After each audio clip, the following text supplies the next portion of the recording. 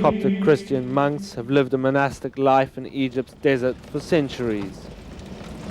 After the arrival of Islam in Egypt in the 7th century, the Copts were regularly persecuted for their religion, but they deny using the desert as a sanctuary from attack. History tells us that there were, just in this area of Cetus alone, that there were 3 major sects. And during these sacks or raids, thousands of monks were martyred. And so the view sometimes that people fled from martyrdom or fled from persecution to the deserts is not a very precise one, because persecution and martyrdom were present here as well.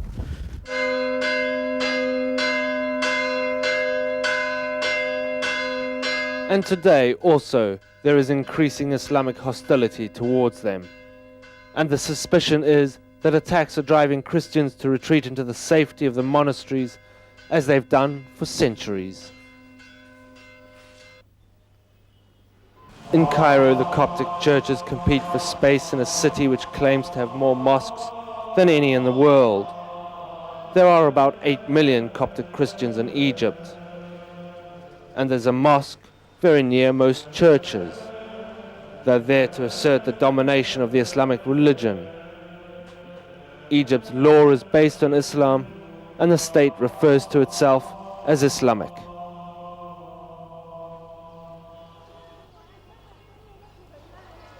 In the 5th century, the monastery was attacked by the barbarians, so the monks built a tower to protect themselves against the barbarians. So we have the fortress or the keep. It is from the 5th century. Later on in the 9th century, the Bedouins started to attack the monks in the desert. The monks came and stayed here in this place. They built the walls all around and started to live within the walls.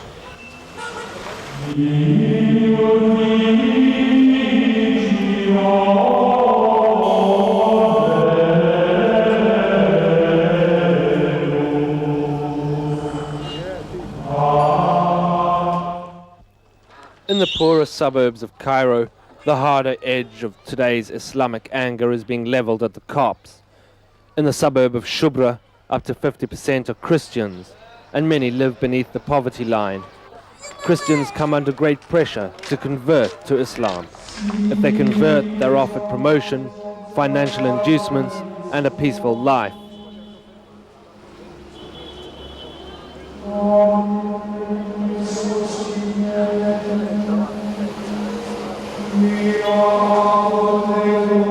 A Coptic family, too frightened to be identified.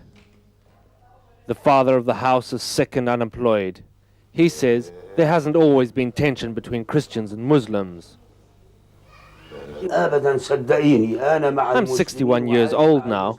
I used to have more Muslim friends than Christians. They respected me and treated me like their brother. They were like brothers to me.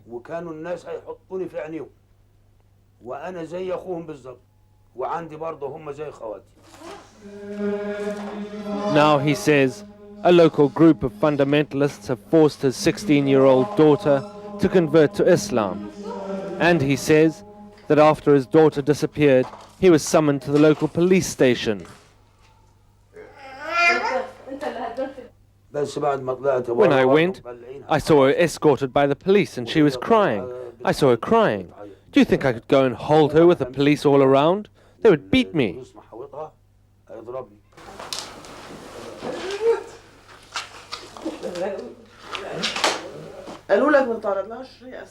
They told you to keep away because she became a Muslim. What happened? They told me that she declared her Islam. She liked the Islamic religion and declared her Islam. You signed the statement that you'll keep away from her? For me, I am an old man and sick and could not resist. I signed and went home.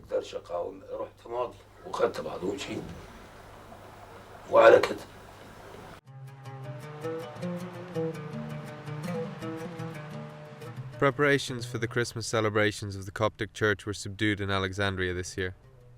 Since the suicide attack outside a Coptic church shortly after New Year's Eve, the Christian community has been gripped by grief and fear.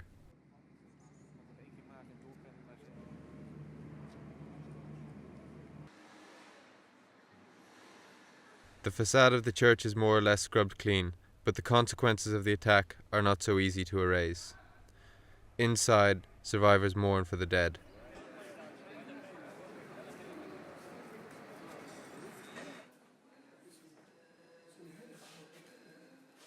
In the hallway sits a car that was damaged by the bomb. The cleaners have yet to begin on the mosque opposite the church.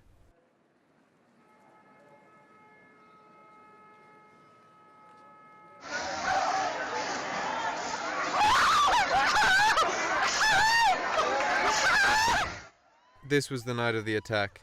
A few minutes into the new year, a suicide bomb exploded at the entrance to the Coptic church. With the service coming to an end, many churchgoers were outside. 21 people died on the scene, more later on. There were dozens wounded.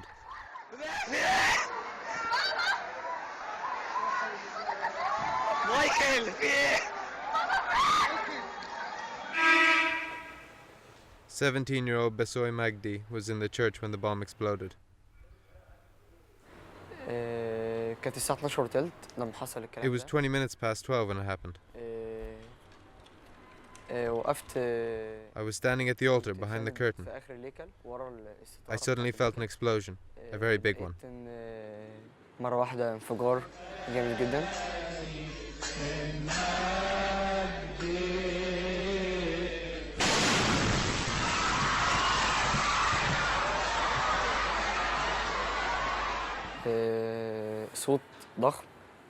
There was a loud bang.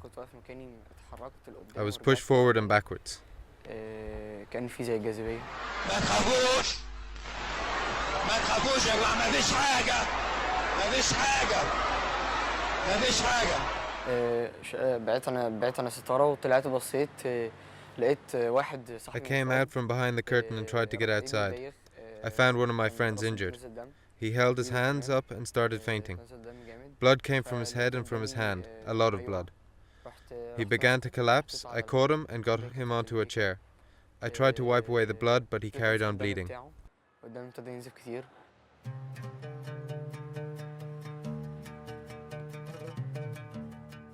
Besoy fears that the bombing may be the catalyst for further violence. He knew all the victims of the attack and is deeply in mourning.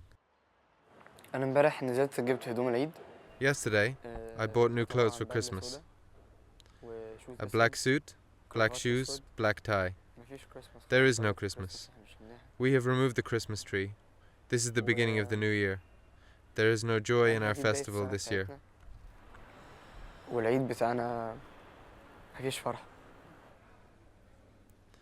Besoy escaped unharmed.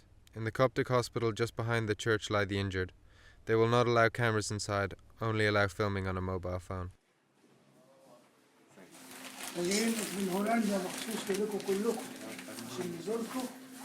What condition is this patient? This patient have sleep problems. First problem is burn in his face and to some other parts in his body. He has a small part of the bomb inside his intestine. Is his situation, is it representative for other people who got hit by the attack? Yes. Other people have, many people have small slumpings, foreign bodies in his body. Bombs do not discriminate. Children were also hit. This 4-year-old girl, her mother, and her 12-year-old sister were all seriously burned and sustained fractures. They are just 3 of nearly 100 wounded. I'm angry to see children killed. We know people who have children in the hospital yet, injured. Their faces are burnt. Of course, we have to be angry at the evil that has perpetrated this. The number of attacks on the Christian minority in Egypt has increased over the last few years. Yet Christians are staying calm and remain in conversation with Muslims, says Anglican priest Ahmed Azmi. But according to this cleric, that is increasingly dependent on the government taking a hard line when dealing with hate preachers. When their religious leader tells them, do not greet Christians, do not shake their hands, they are unbelievers, they are enemies.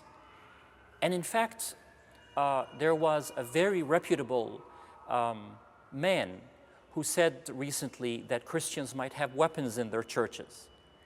And my Muslim friends were shocked because he knows very well there is no way that Christians use weapons or accumulate weapons. And yet this impacted people. This was just a few months ago or a few weeks ago. And some people are saying that that speech may have had something to do with the tension that we're experiencing now. The question now is whether the divide between Christians and Muslims in Egypt can still be bridged. Fakhri Tardos's family are devastated by grief. Their only son was killed in the attack.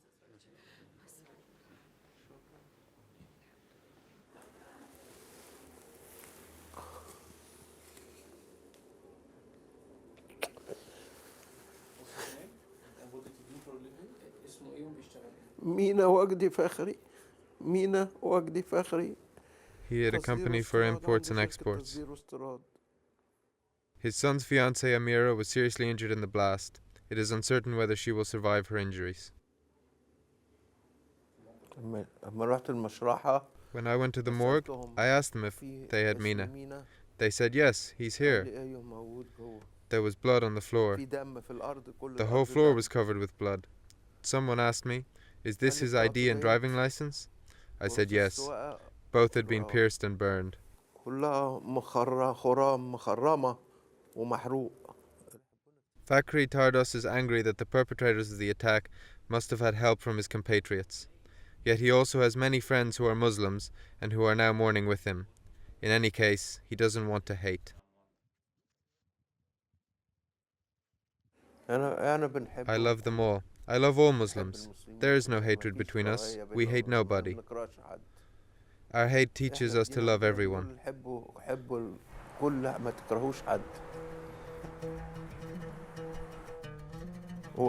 Even though they have wronged us, I ask God to forgive them.